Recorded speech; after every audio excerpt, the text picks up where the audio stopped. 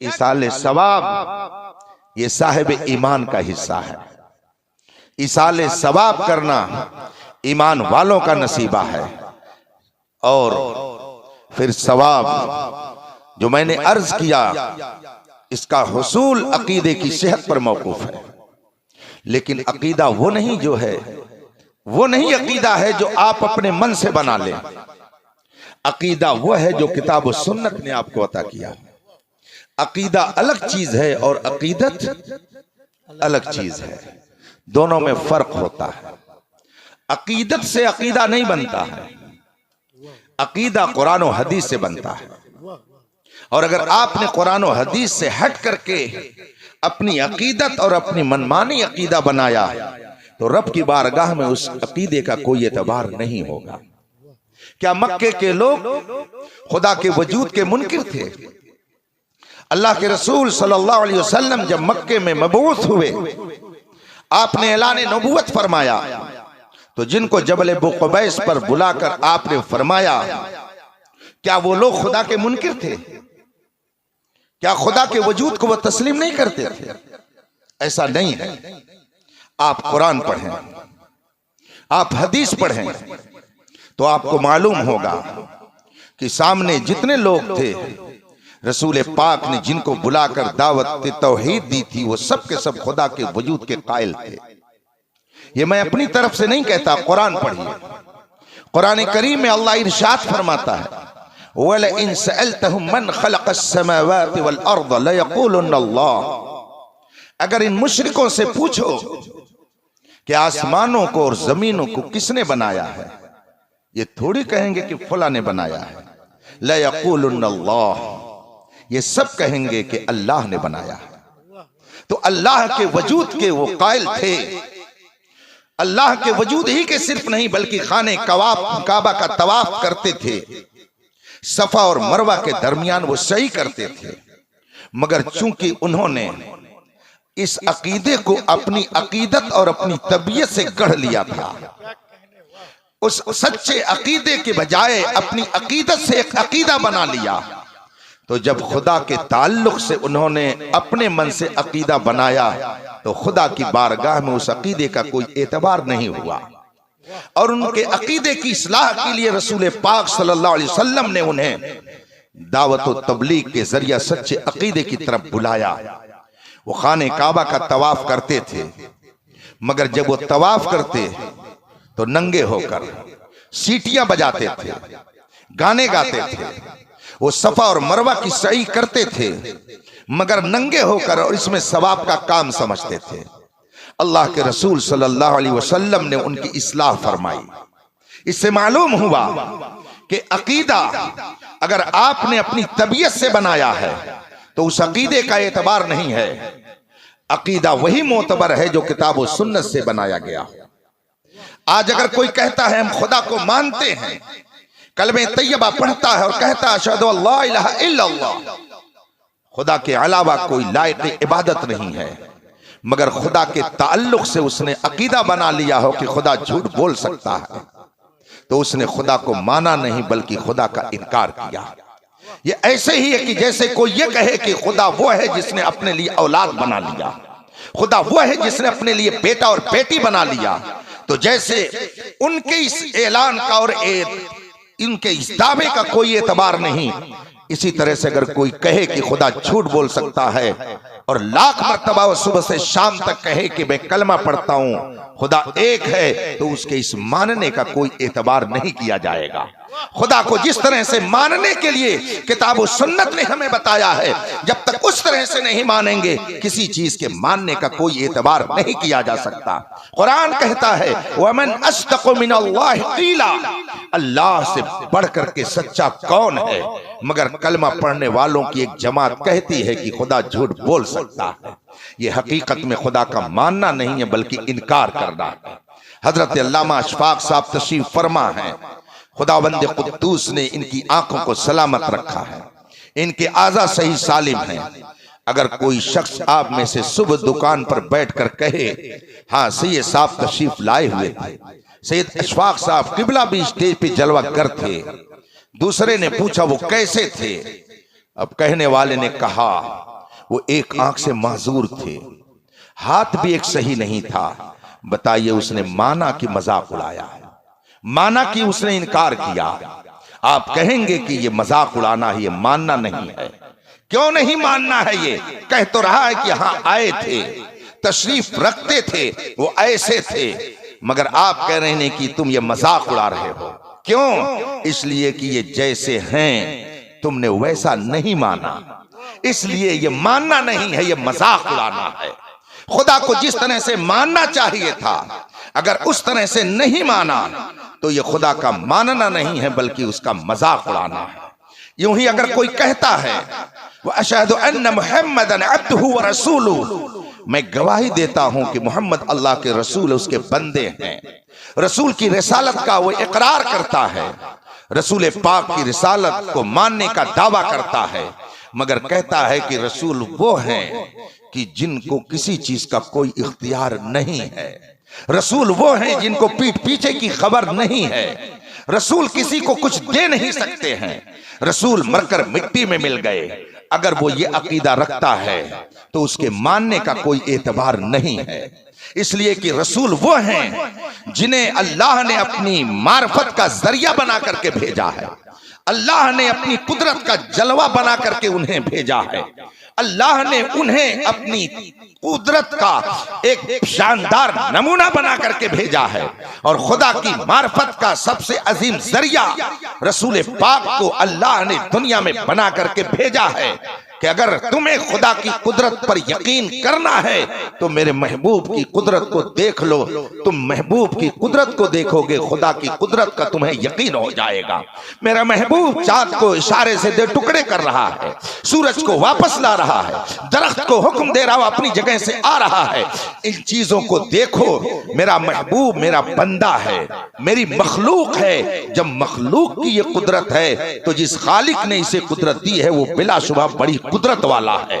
खुदा की कुदरत को पहचानने के लिए नबी की कुदरत को पहचानना पड़ेगा, नबी की कुदरत को मानना पड़ेगा। लेकिन अगर कोई अकीदे रिसालत का इकरार करने के बावजूद रसूल पाक अलैहिस्सलातु वस्सलाम की इल्म गैब आपके इख्तियार के ताल्लुक से अपने मन से कोई अकीदा बना लेता है तो उसका अकीदे रिसालत सही नहीं है। अकीदे रिसालत को सही उसी वक्त तस्लीम किया जाएगा जबकि किताब और सुन्नत की रोशनी में वो तस्लीम करे, वरना उसके अंदर सब कुछ तो हो सकता है मगर ईमान नहीं हो सकता। जिन लोगों ने अपने यहाँ इसाले सवाब का दरवाजा बंद कर लिया है उनमें से कोई ऐसा है जो कहता है खुदा झूठ बोल सकता है, कोई ऐसा है जो रसूल पाक की शान में गुस्ताखी करता है और कहता है नबी को पीठ पीछे की खबर नहीं है, नबी कुछ नहीं दे सकते। लेकिन अल्हम्दुलिल्लाह हम जिस अकीदे पर कायम हैं बबागे दोहल इसका ऐलान करते हैं। और अगर कोई कहता है कि नबी कुछ नहीं देते, वो ये नबी हैं जिनके इख्तियार में कुछ नहीं है, तो हमारा इमाम बरेली से ललकार कर कहता है कौन देता है? देने को मुंह चाहिए, देने वाला है सच्चा हमारा नबी।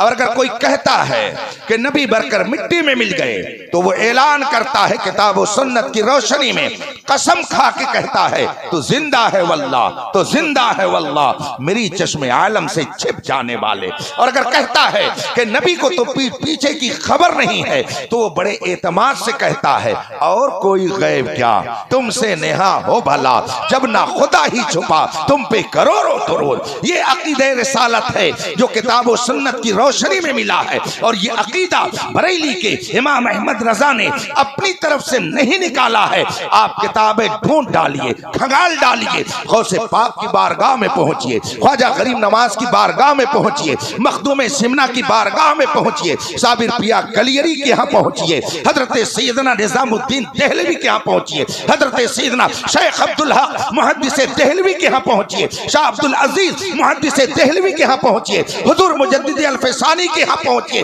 सबके यहाँ आपको यही अकीदा मिलेगा। इसीलिए इमाम अहमद रजा ने सबको सुनाते हुए कहा तेरे गुलामों का नक्शे कदम है राह खुदा, वो क्या बहक सके जो ये जिंदाबाद। नारे तकबीर, नारे रिसालत, मैं और मजीद तफसील में नहीं जाना चाहता, लेकिन अकीदे तौहीद और अकीदे रिसालत ये इस्लाम के बुनियादी अकीदे हैं। अगर इन अकीदों में आपने गड़बड़ी कर ली तो आपके अकीदे का कोई एतबार नहीं। अब इसके बाद में तीसरा भी एक अकीदा है जिसे अकीदे सहाबियत कहा जाता है। अगर अकीदे तौहीद में गड़बड़ी तो उसका कोई एतबार नहीं, अकीदे रिसालत में गड़बड़ी उसका कोई एतबार नहीं। यूं ही अगर अकीदे सहाबियत में गड़बड़ी तो उसका भी कोई एतबार नहीं होगा। इसलिए कि किताब और सुन्नत की रोशनी में हमें सहाबा के बारे में क्या अकीदा रखना चाहिए वाज़ेह कर दिया गया है। और ये याद रखिए, सहाबियत अमल से नहीं है। या आप चाहें कि सहाबियत अपनी नमाज और अपने रोजे के बलबूते हासिल करने, ऐसा नहीं है। सहाबियत का दर्जा तो सिर्फ दीदार से हासिल होता है, निगाहों से हासिल होता है, सोहबत से हासिल होता है। कोई पूरी जिंदगी एक लम्हा भी किसी दुनियावी काम में मसरूफ ना हुआ हो, उसने पैदाइश से लेकर के मौत तक हमेशा जिक्र इलाही में अपने आप को मसरूफ रखा हो। लेकिन वल्लाहिल अज़ीम, कसम है रब्बे जुल जलाल की, मुस्तफ़ा के सहाबा का वो मकाम है कि कोई पैदाइश से लेकर मौत तक जिक्र इलाही में लगा रहा। और मेरे मुस्तफ़ा के एक सहाबी ने अगर एक सेकंड के लिए ईमान की हालत में मुस्तफ़ा का दीदार कर लिया तो ये जिंदगी भर का पहरेदार और नमाजी सहाबी के उस दीदार का मुकाबला नहीं कर सकता है। और ये जिंदगी भर का नमाजी एक लम्हे के दीदार वाले सहाबी के मकाम को नहीं पहुंच सकता। ये मैं नहीं कहता, ये कुरान कहता है, ये हदीस कहती है। कुरान करीम उस मुकद्दस जमात के बारे में ऐलान करता है, रज़ियल्लाहु अन्हुम व रज़ू अन्हु, अल्लाह से वो राजी, रज़ियल्लाहु अन्हुम, अल्लाह उनसे राजी, व रज़ू अन्हु, और वो सब अल्लाह से राजी। उनके लिए रज़ा का परवाना कुरान ने दे दिया, उनके लिए खुशनुदी इलाही का परवाना कुरान से मिल चुका है। कुरान करीम ने फरमाया, कुल्लन वअदल्लाहुल हुस्ना, मेरे महबूब पर ईमान लाने वालों की दो जमात है। कुछ वो लोग हैं जिन्होंने फतेह मक्का से पहले इस्लाम कबूल किया, और कुछ वो लोग हैं कि जिन्होंने फतेह मक्का के बाद इस्लाम कबूल किया। दोनों जमातों का जिक्र करके कुरान आगे फरमाता है, कुल्लन वअदल्लाहुल हुस्ना, अल्लाह ने सबसे जन्नत का वादा कर लिया। और आगे कितना शानदार इरशाद है, अल्लाह फरमाता है कि अल्लाह को खूब मालूम है कि ये आइंदा क्या करेंगे, क्या करेंगे आइंदा ये भी मालूम है, मगर इनके सारे अमाल एक तरफ, वफादारी मुस्तफ़ा का दर्जा एक तरफ है। ये वफादारी मुस्तफ़ा जो इनके अंदर आई है, ये मेरे नजदीक इस कदर महबूबियत का मकाम रखती है कि ये कुछ भी आइंदा करेंगे, मगर मैंने इन सब से जन्नत का वादा कर दिया है। ये मैं नहीं कहता, ये कुरान कहता है। और फिर रसूल पाक सल्लल्लाहु अलैहि वसल्लम ने अपनी ज़बान हक तर्जमान से इरशाद फरमा दिया, ला तसुब्बु असहाबी, ला तसुब्बु असहाबी फलौ अन्न अहदकुम अनफक़ मिस्ल उहदिन ज़हबा मा बलग मुद्द अहदिहिम वला नसीफा। हजरत सैयदना अबू सईद खुदरी सहाबी रसूल है, उनसे हदीस मरवी है। वो फरमाते हैं कि रसूल कायनात ने इरशाद फरमाया, ला तसुब्बु असहाबी, मेरे सहाबा की शान में गुस्ताखी मत करना, तबर्रा मत करना, उन पर तनकीद मत करना, उन पर एतराज मत करना, इसलिए कि तुम्हारी हैसियत नहीं है कि तुम उन पर एतराज करो। अब उस हैसियत का इजहार करते हुए रसूल पाक इरशाद फरमाते हैं, तुम मेरे सहाबा के मकाम को क्या समझोगे? अगर तुम में से कोई उहुद पहाड़ के बराबर सोना अल्लाह के रास्ते में खर्च कर दे और मेरा सहाबी 2-4 किलो जौ उठाकर अल्लाह के रास्ते में खर्च कर दे, तो तुम्हारा उहुद पहाड़ के बराबर सोना खर्च करना मेरे सहाबी के 2 किलो जौ का मुकाबला नहीं कर सकता है। आप जरा सोचिए कि अगर सहाबी 2 किलो अपने हाथ से जौ दे दे, वो जौ सहाबी नहीं है, वो जौ खुद सहाबी नहीं है, बल्कि सहाबी के हाथ से लग गया, सहाबी से उसे निस्बत हो गई। सहाबी से निस्बत की बुनियाद पर जब उस जौ का मुकाबला उहद पहाड़ के बराबर सोना नहीं कर सकता है, तो आज कोई कितने ही अजीम दर्जे पर पहुंच जाए, किसी सहाबी के दर्जे को कभी नहीं पहुंच सकता। अल्लाह के रसूल सल्लल्लाहु अलैहि वसल्लम ने फरमाया, इज़ा ज़ुकिरा अस्हाबी फअमसिकू, जब मेरे सहाबा का तज़किरा किया जाए तो जबान जरा संभाल संभाल करके निकालना, जबान संभाल संभाल करके निकालना, इसलिए कि उनके दर्जे को तुम नहीं समझ सकते। उनकी शान क्या है कि जब लोग मुखालफत कर रहे थे, उन्होंने नबी पर अपनी जान को कुर्बान किया। उनका दर्जा यह है कि जब लोग रसूल करीम पर तीर चलाने की बात कर रहे थे, तो सहाबा ने अपना सीना सिपर करके उनके सामने वफादारी मुस्तफा का सबूत दिया। सामने अगर बेटा आ गया तो ये नहीं समझा कि ये बेटा है, सामने अगर चचा आ गया तो ये नहीं समझा कि ये चचा है, देखा तो सिर्फ निस्बते मुस्तफा को देखा, और उनके दिल में सिर्फ एक बात थी, जो रसूल पाक का है वो हमारा है, जो उनका नहीं है वो हमारा है। सहाबा का वो मकाम है, सहाबा का वो दर्जा है। और फिर इन सहाबा में भी रसूल पाक ने अपनी निगाहे करम जिधर जैसी कर दी। आला हजरत फरमाते हैं, हाथ जिस समत उठा गनी कर दिया, मौजे बहरे सखावत पे लाखों सलाम। हजरत सैयदना मीर अब्दुल वाहिद बिलगिरामी रज़ी अल्लाह ताला अन्हु, मीर अब्दुल वाहिद बिलगिरामी रज़ी अल्लाह ताला अन्हु अपनी तसव्वुफ की अजीम किताब सबे सनाबिल शरीफ में तहरीर फरमाते हैं कि रसूल पाक सल्लल्लाहु अलैहि वसल्लम ने फरमाया, तुम ये समझते हो कि अबू बकर कसरत नमाज की बुनियाद पर इस दर्जे पर पहुंचे हैं?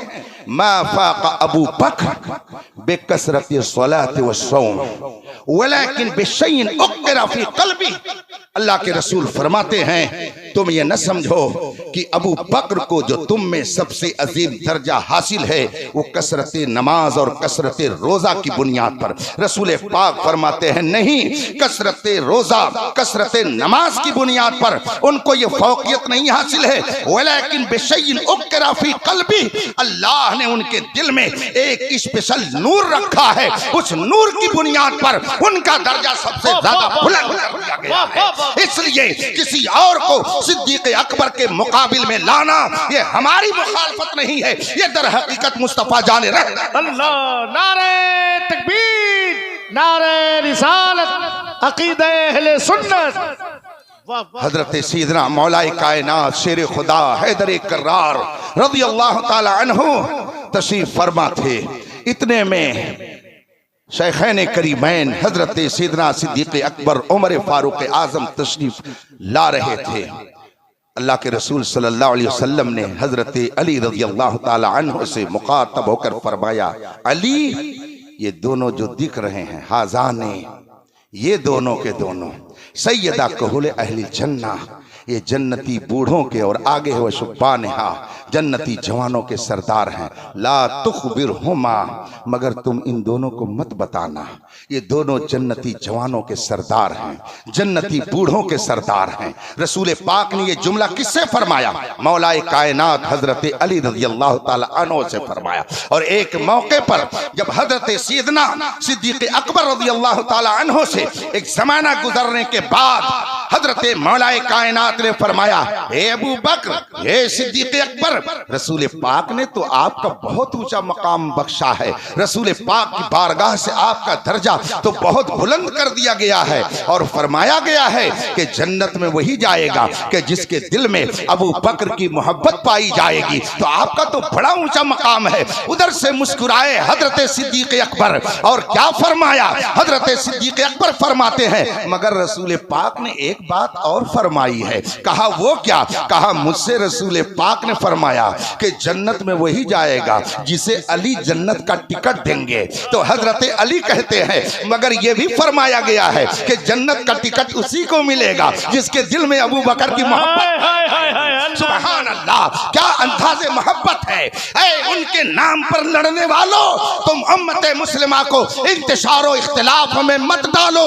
ये इंतशार बर्पा करने का वक्त नहीं है। शीशा पिलाई हुई दीवार बनकर सहाबा की अजमत के दिफा का वक्त है।